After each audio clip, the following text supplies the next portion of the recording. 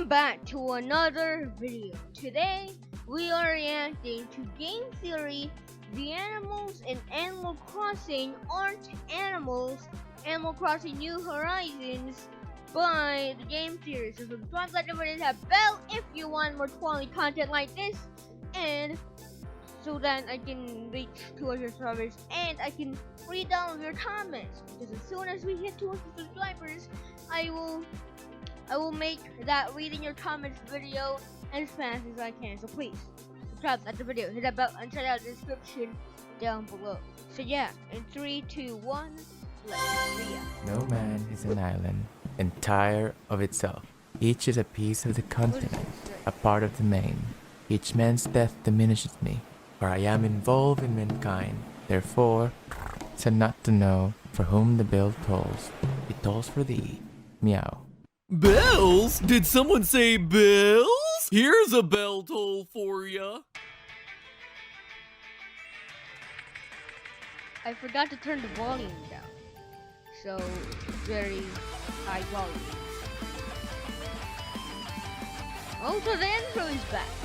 Wow, what a surprise, because there's been a lot of episodes where the intro was not there, I'm pretty sure. Hello, Internet. Maybe Welcome to Game Game Theory. Theory. Literally the only show you will ever see that's able to get away with inserting a John Donne poem into an online video about Animal Crossing. I mean, that right there, my friends, is some quality content that is definitely worth subscribing to. Hint, Me hint, too. nudge, nudge. Please. The button is right below this video. Quality so, Animal content right Crossing, 2 months in, and I am still doing my daily chores. Are you? Animal Picking weeds is just Crossing. therapeutic, dang it. But beyond the thrill of catching tarantulas, the thing that's most exciting about this game is how the current world situation has changed the way that it's being played. A company in Singapore made their own branded island getaway to lure in Animal Crossing tourists. The Branded Getty Museum has island made their getaway. collection of classic artwork available for you to download and print right now so it can be displayed in your own home. Now, you too can hang a $54 million Vincent van Gogh painting right next to your toilet corner. My favorite, though, has got to be the Monterey Bay Aquarium, which recreated itself in the game and is giving real tours. Anyway, Real today's theory isn't about tours. any of that. It's about something Wow. much more serious and much Some darker. serious. Today's theory takes a stake and drives it into the beating heart at the center of Animal Crossing. Because you see, I don't think this game is exactly what it appears to be. I Really? think there's a tragic truth that's bubbling A under the tragic surface of happy-go-lucky truth. animals and ridiculously sized oarfish. So here I am taking a late-night stroll. A virtual late-night stroll, of course. I don't stroll much in real life. Mostly Yeah. just sludge from the couch over to the kitchen and then back to the couch. So anyway, there I am just strolling along through the city center, enjoying the relaxing music, the serene sights, when suddenly an owl perched atop the community board. It wasn't Blathers, the refined museum curator. I would recognize him and his irrational insect hatred anywhere. It wasn't Celeste, his sister, the astrologist, either. No, this owl was different. It didn't speak, it didn't interact, it didn't even walk. It flew like an owl, a real owl. And when I Like looked into its beady owl. little eyes, I didn't see the burden of sentience and mortal awareness. This owl was just instinct and animalistic reactions. When I stepped forward to get a closer look, it flew off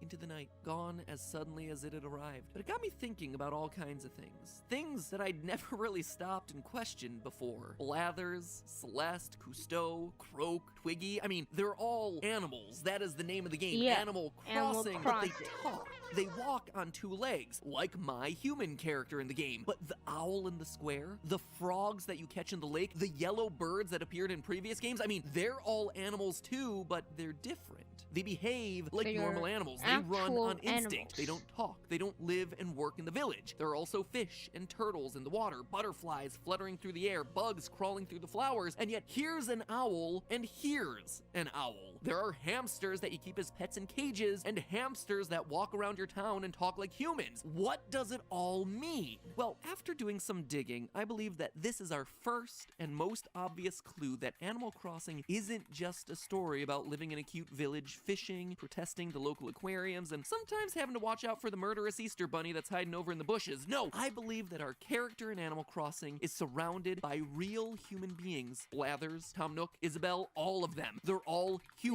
They're all humans. real people that we are just So the seeing animals as in animals. Animal That is why Crossing we're also able to are see not real animals. frogs. I mean, it's kind of. I mean, the game is called Animal Crossing, but if the animals are not actually animals, then what is the game? Is it Human Crossing? People Crossing? Is that what the name of the game is now, Human Crossing, is that the true name of the game? I don't know. Real owls and fish and birds alongside these more humanoid ones. But how? Why? Well, I think it's the end result of our character's rare and very unusual mental illness. So strap in, loyal theorists, and prepare to go down a Hopkins rabbit hole with me that your pleasant memories from this game won't soon recover from. What we're talking about today is the incredibly rare and very unusual condition known as clinical lycanthropy. Not to be confused with normal lycanthropy, which is someone just turning into a wolf. Yeah, it's a werewolf syndrome. Also not to be confused with another rare werewolf syndrome called hypertrichosis, which causes excessive hair growth all over your body, making people look like Michael J. Fox from Teen Wolf. No, clinical lycanthropy is, quote, an unusual belief or delusion in which the patient thinks that he or she has been transformed into an animal, end quote. But clearly, our character isn't the animal in Animal Crossing, right? It's literally everyone else around our character. Well, that's why there's lycanthropic intermetamorphosis, which has the sufferer see someone else or even a group of people as being transformed into some type of animal.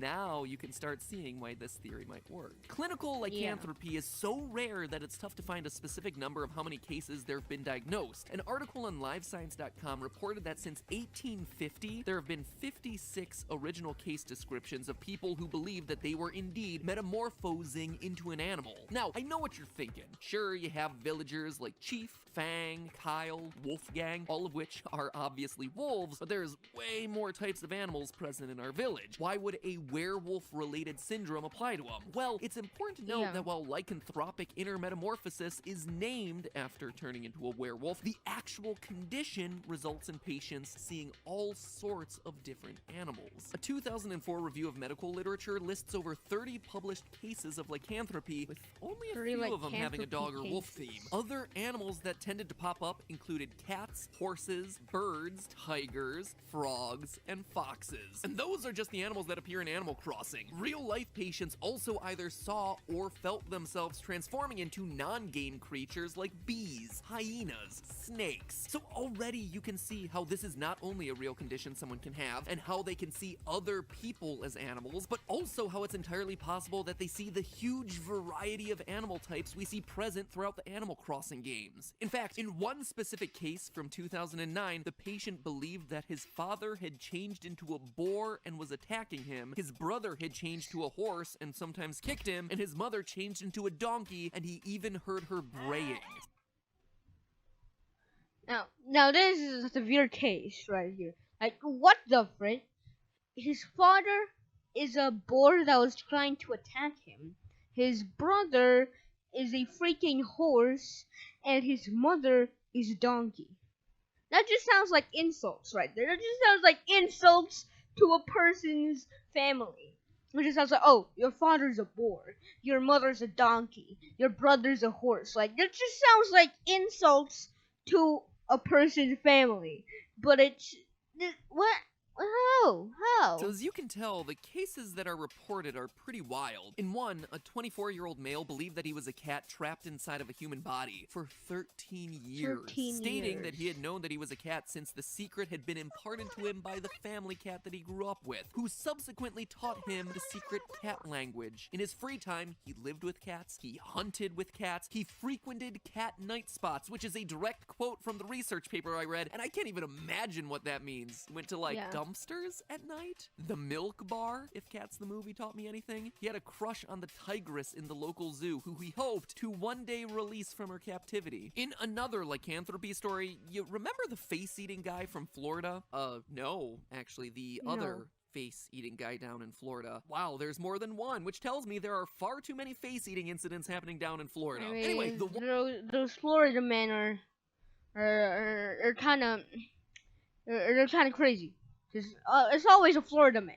It's always a Florida man. It's never not a Florida man. It's always a Florida man.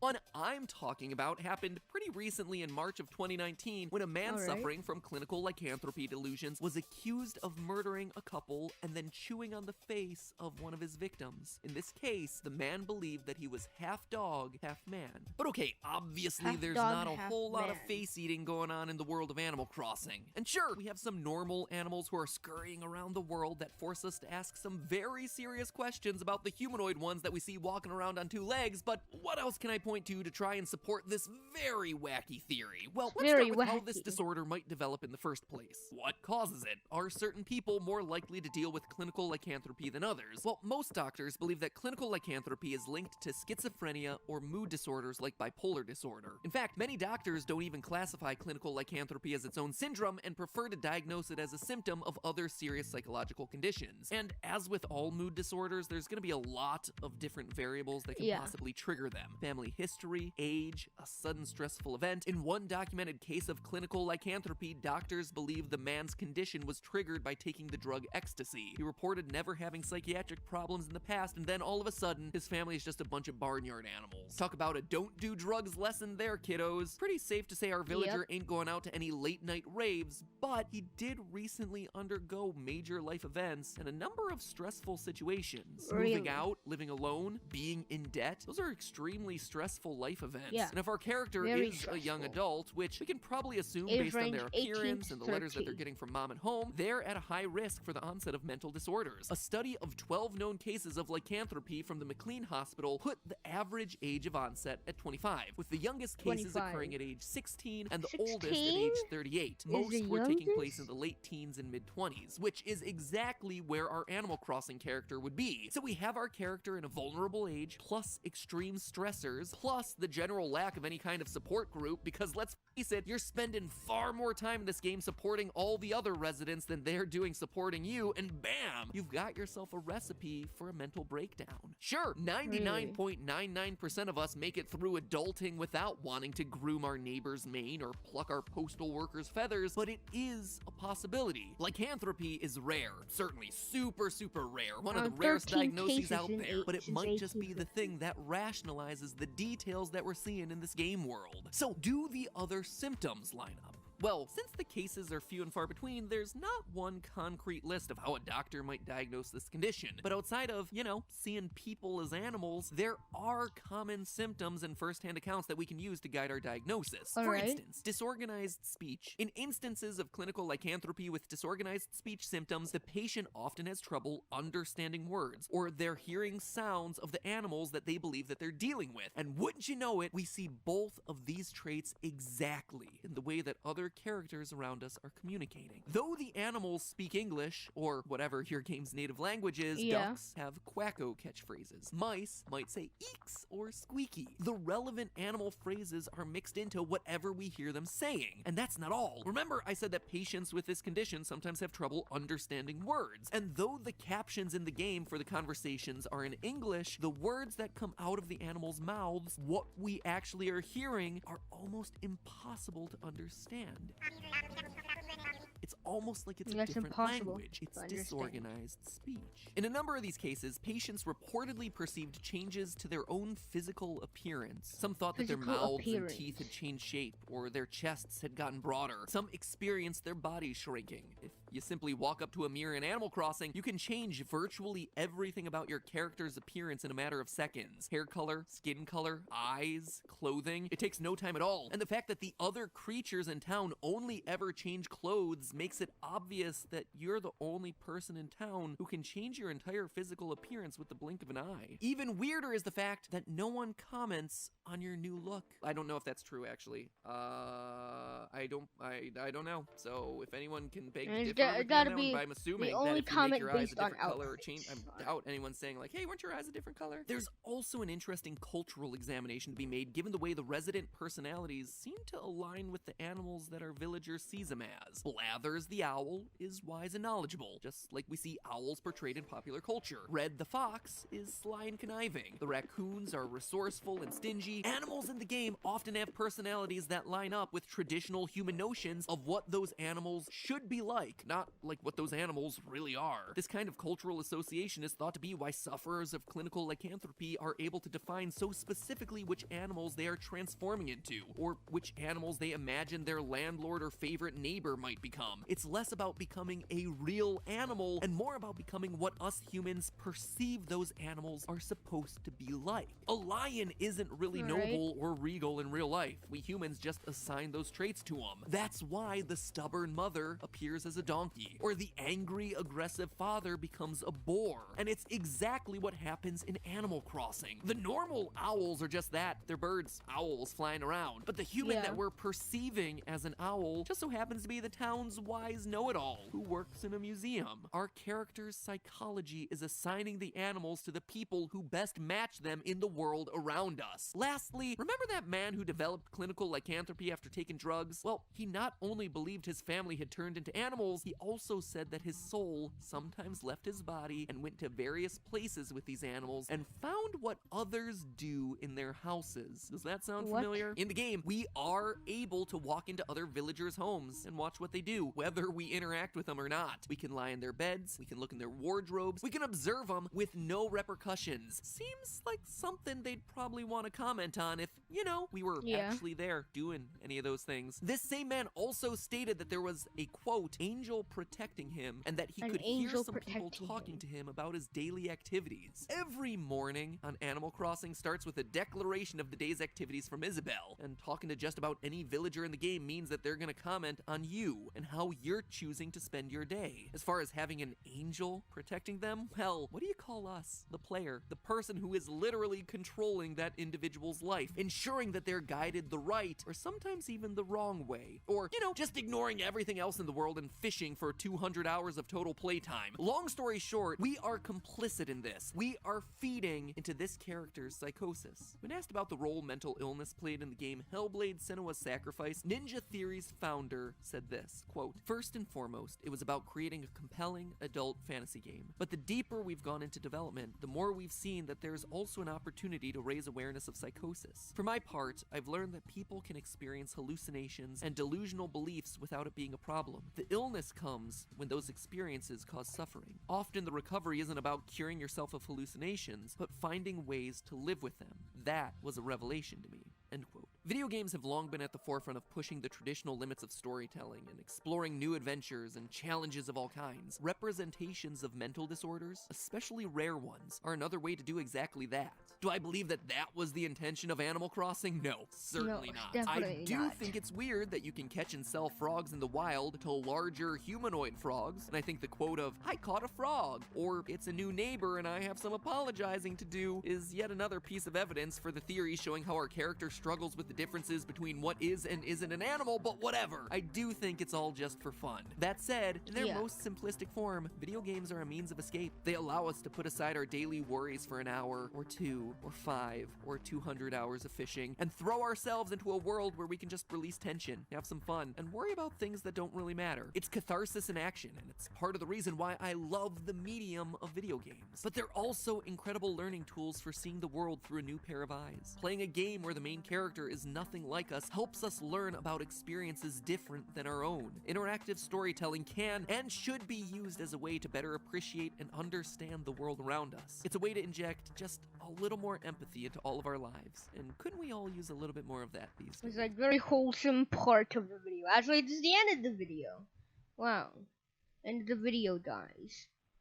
It's always, I don't want it to, sometimes when I do this, it just, the weather sticks to the blinds and stuff, and I'm really worried that I'm gonna like do something to like make it like scratch or something. So yeah. But hey, that's just a theory. A game theory. Thanks for watching.